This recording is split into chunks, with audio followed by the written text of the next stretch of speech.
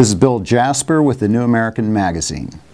We all remember Representative Nancy Pelosi's infamous statement that we have to pass the Obamacare legislation so that we can find out what's in it. That was in 2010, and Mrs. Pelosi was then Speaker of the House of Representatives. Well, Congress followed her advice and passed Obamacare, formerly known as the Patient Protection and Affordable Care Act. 3 years later, in October of 2013, tens of millions of Americans began finding out what was really in the bill as they began receiving health insurance cancellations and/or massive premium hikes. They also began to learn that under Obamacare, the IRS has been given new powers to go after them and after their businesses and their bank accounts. And that is only the beginning. As with all legislation, the devil is in the details, and lots of devils keep popping out of the constantly evolving details as dozens of federal agencies continue churning out thousands of pages of regulations to implement the misbegotten and misnamed Affordable Care Act. There are many important lessons from Obamacare that we should apply to another huge project that could have a similarly devastating impact on our nation.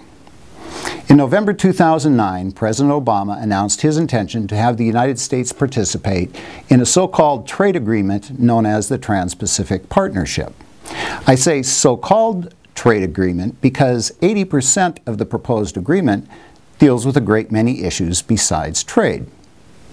The Trans-Pacific Partnership, or TPP as it is called, is an all-out assault on our national sovereignty.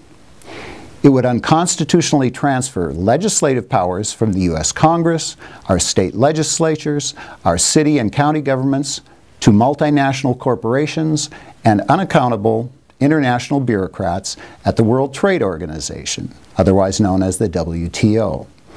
Incredibly, it would also transfer judicial powers from our federal and state courts, which are already bad enough, to globalist TPP judges at regional tribunals and the WTO.